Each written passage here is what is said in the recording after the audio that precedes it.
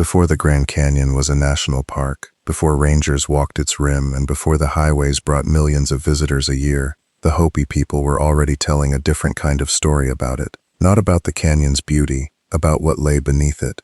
They spoke of a world under the rock, vast chambers older than memory, where beings unlike anything in the world above were said to live, tall, covered in hair, not monsters, not campfire legend, but part of the oldest history carried by the Bear Clan, generation after generation. Then, in April of 1909, an Arizona newspaper printed something that should not have sounded familiar. A government-connected explorer said he had found a hidden cave cut into the canyon wall, with chambers, mummies, and objects no archaeologist could explain. The story spread across the country, then it vanished almost as fast as it arrived. So which is it? A newspaper hoax that happened to echo a story already centuries old?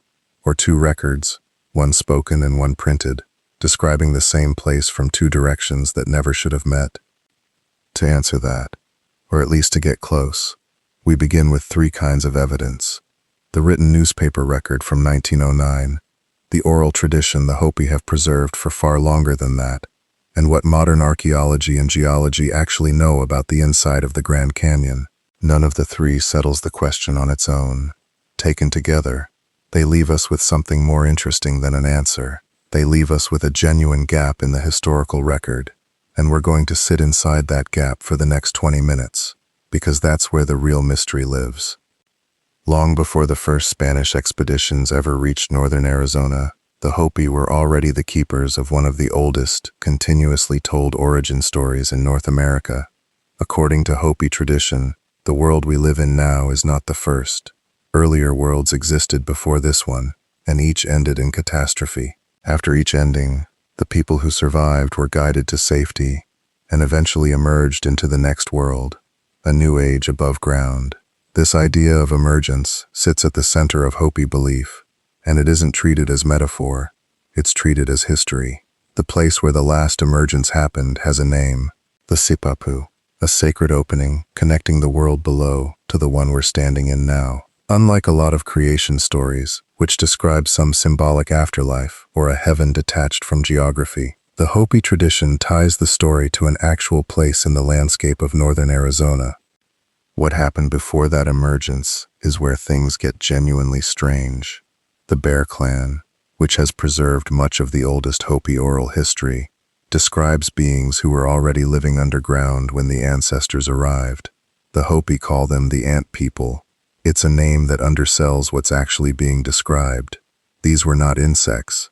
They were remembered as intelligent, as builders, as a people who lived inside underground chambers and understood the world below the surface better than anyone above it ever could. During the catastrophes that ended each previous world, it was the Ant People who sheltered the ancestors, giving them refuge until it was safe to come back up. The physical descriptions shift a little depending on which version of the story you're hearing, which is normal for an oral tradition passed across dozens of generations. Some accounts describe the Ant People as taller than an ordinary person. Others emphasize that they were covered in hair. Almost every version agrees on the one detail that matters most for our purposes. They lived beneath the canyon, not somewhere symbolic, beneath it. For most of Hopi history, none of this was written down. It didn't need to be.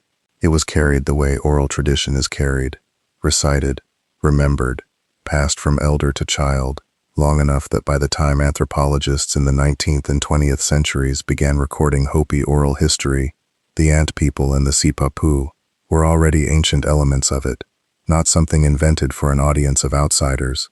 That distinction matters, because it rules out the easiest explanation for what happens next, that someone simply read a Hopi story and copied it.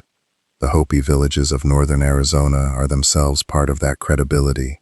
Old Oribe, on Third Mesa, is regularly cited by archaeologists and historians as one of the oldest continuously inhabited settlements anywhere in North America, with roots reaching back centuries before any Europeans set foot on the continent. A people with that kind of unbroken continuity, telling the same emergent story across that many generations, is a very different kind of witness than a single traveler's account, written down once and never checked again. That doesn't make the ant people literally real. It does mean the tradition itself deserves to be taken seriously as a historical source, not dismissed as folklore invented to entertain outsiders.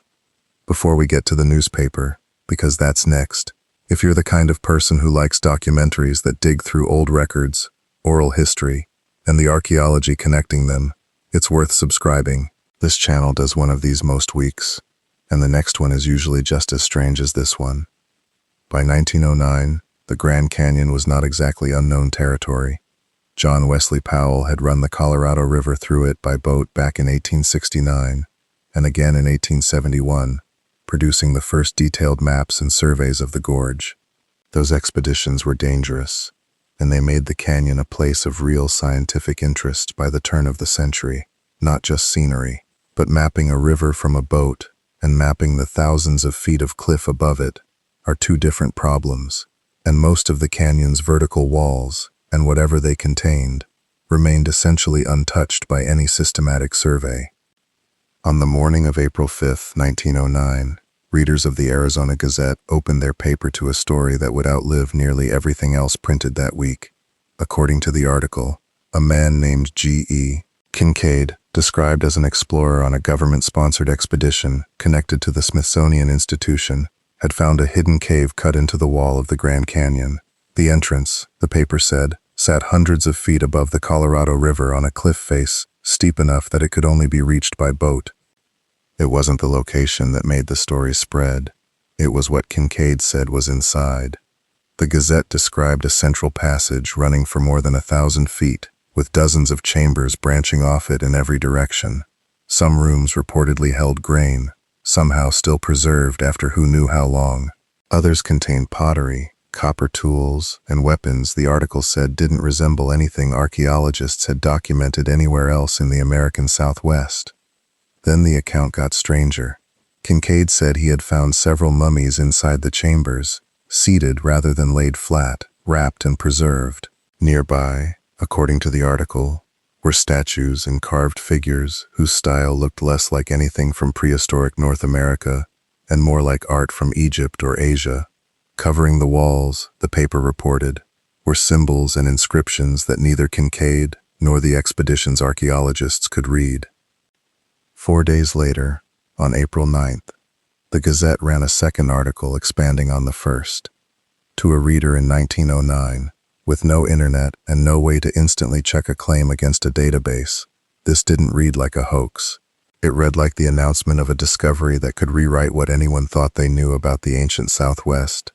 The Arizona Gazette was a real, working newspaper based in Phoenix, not some fringe pamphlet. Arizona wasn't even a state yet in 1909. Statehood was 3 years away.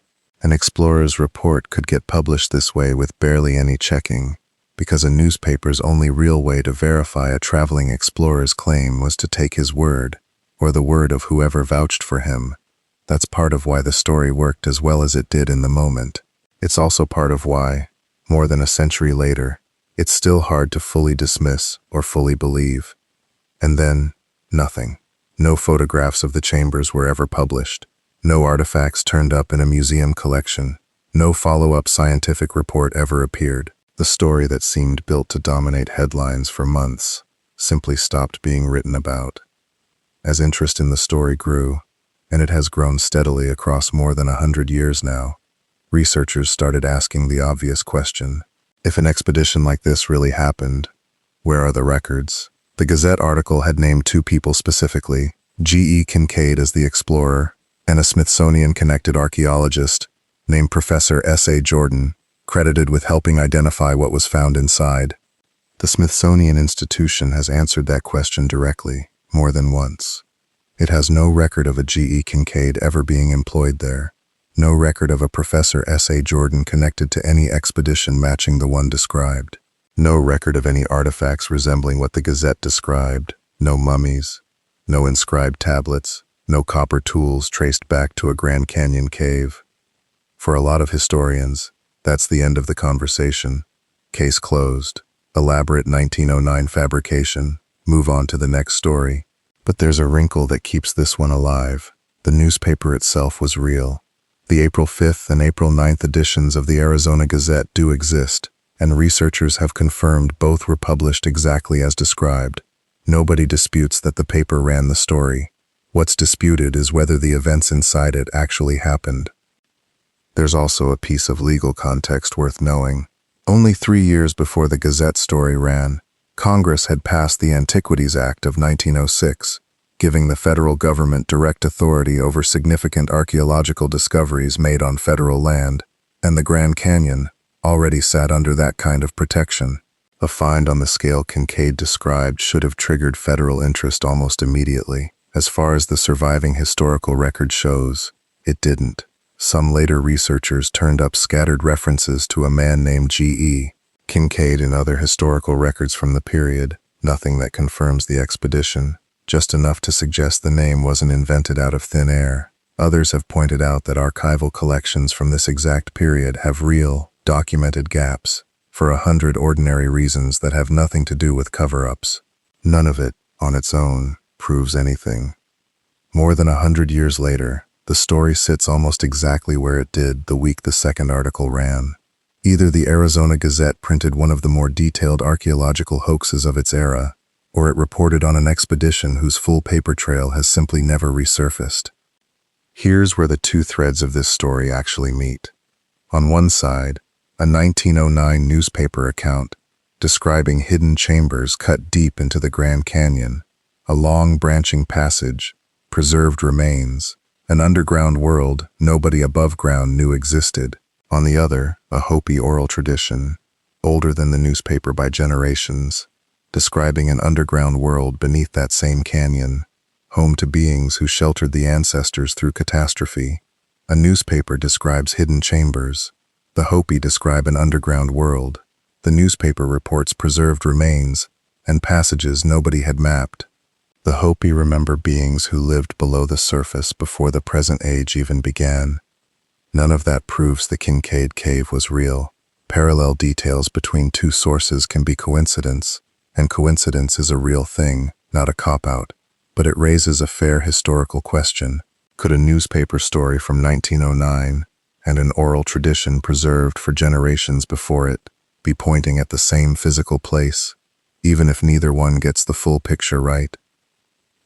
It's worth remembering what the Grand Canyon actually is, geologically, because it makes the question less far-fetched than it sounds. This isn't one open valley you can survey from the rim and call it done. It's an enormous, folded landscape riddled with cave systems, especially within the Redwall Limestone, a formation known for producing exactly the kind of large, complex cavern networks the Gazette described. Limestone dissolves. Over enough time, water carves rooms, corridors, entire hidden systems into rock like that. Some of those caves are documented and well known. Stanton's Cave, cut into the Redwall near the top of Marble Canyon, has been formally excavated, and archaeologists recovered split-twig figurines inside it thousands of years old. Cave of the Domes, on Horseshoe Mesa, is large enough to walk through and has been mapped by park geologists. Those are real, confirmed caves, and neither one matches what Kincaid described, but their existence proves the basic premise isn't invented.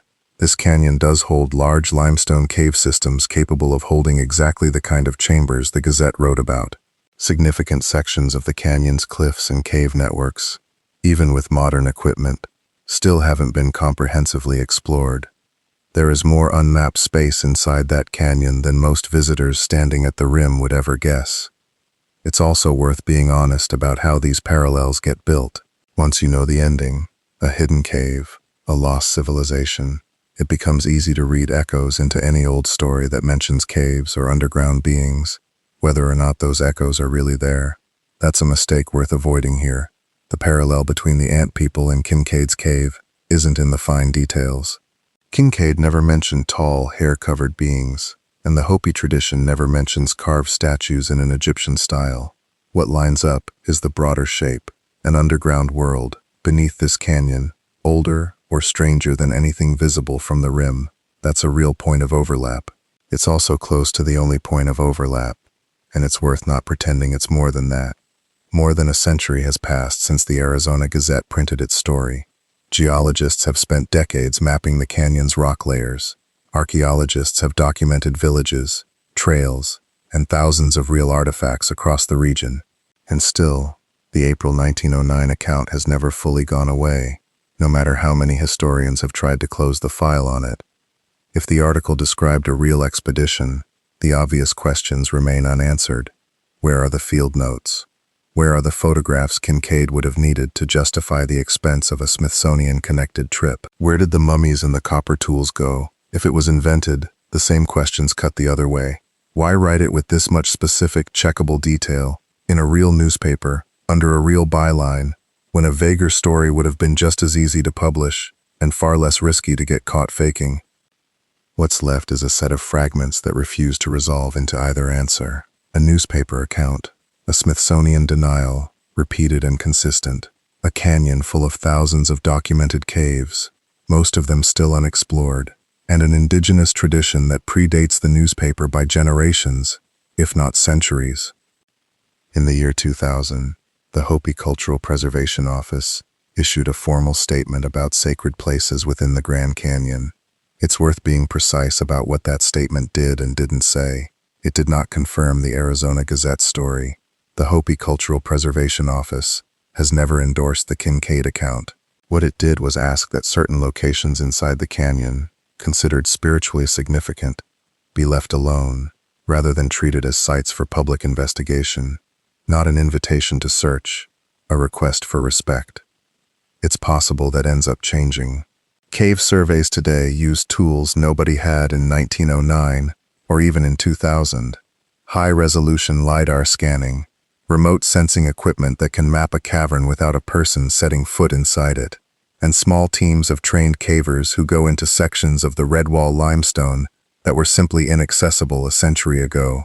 If a chamber anywhere close to what Kincaid described actually exists, that kind of survey work is the most plausible way it eventually gets found, or the most plausible way its absence finally gets confirmed for good. Neither has happened yet. That's not the ending most people want from a mystery like this one. It's the ending the actual record supports. Across this documentary, we've looked at three genuinely different kinds of evidence: a newspaper record, the physical geology and archaeology of the canyon itself, and an oral tradition carried by the Hopi for longer than any of the written sources have existed. None of them, on its own, settles anything. Together, they leave behind a gap nobody has closed in more than 100 years, and maybe nobody ever will. The Hopi have preserved a memory of emerging from beneath the earth, of chambers below the surface, and of beings who were already there. That memory has outlasted the newspaper, outlasted the state of Arizona, and outlasted every investigation into what Kincaid claimed to find in 1909. So we'll leave it with you. Do you think the Hopi tradition and the 1909 Grand Canyon story are two unrelated pieces of history that happen to rhyme, or two different memories of the same place?